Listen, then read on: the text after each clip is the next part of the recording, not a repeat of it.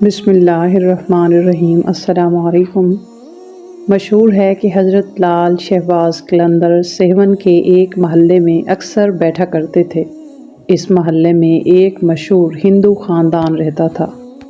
یہ لوگ پردے کے سخت پابند تھے۔ اس خاندان کی ایک عورت حضرت لال شہباز قلندر سے بے حد عقیدت رکھتی تھی۔ جب آپ اس گلی سے گزرتے تو وہ آپ کو دیکھنے کے اشتیاق میں کھڑکی میں چلی آتی تھی۔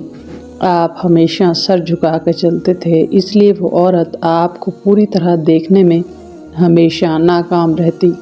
ایک روز اس عورت کی وحشت اتنی بڑھی کہ آپ کا روئے تاباں دیکھنے کے اشتیاق میں اس نے کھڑکی سے چھلانگ لگا دی۔ اس نے ایک نظر حضرت کے چہرہ مبارک کو دیکھا اور دنیا سے رخصت ہو گئی۔ اس کے مرتے ہی حضرت لال شہباز قلندر نے اپنی چادر اس کے جسم پر ڈال دی۔ ہر طرف شور مچ گیا۔ اس عورت کے رشتہ دار بھی جمع ہو گئے۔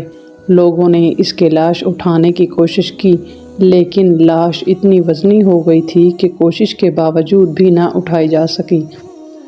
حضرت لال شہباز قلندر نے کہا، اگر تم پورے شہر کے ہندوؤں کو جمع کر لو گے تب بھی یہ لاش نہیں اٹھا سکو گے۔ حضرت لال شہباز قلندر نے فرمایا، اس سے ایسا کیا گناہ سرزد ہو گیا ہے مائی باپ؟ لڑکی کے رشتہ داروں نے پوچھا۔ اس عورت کی قسمت میں جلنا نہیں ہے۔ حضرت نے فرمایا، ہمارا مذہب تو جلانے کی ہی تائید کرتا ہے۔ اگر تم اسے دفن کرنے کا وعدہ کرو تو لاش اٹھ جائے گی۔ حضرت لال شہباز قلندر نے فرمایا، ہندوؤں کو آپ کی یہ شرط ماننا پڑی۔ ہندو عورت کی ارتھی نہیں بلکہ جنازہ اٹھا اور مسلمانوں کے طریقے سے دفن کیا گیا۔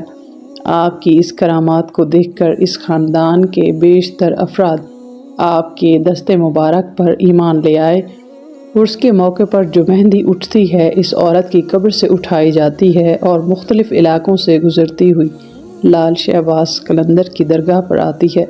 حضرت لال شہباز قلندر کو دنیا سے پردہ کیے ہوئے 800 سال سے زائد ہو گئے ہیں، لیکن آپ کا فیض روحانی اب بھی جاری ہے۔ آپ کی یادگاریں اب بھی تابندہ و زندہ ہیں۔ اولیاء اللہ کی یہی شان ہوتی ہے۔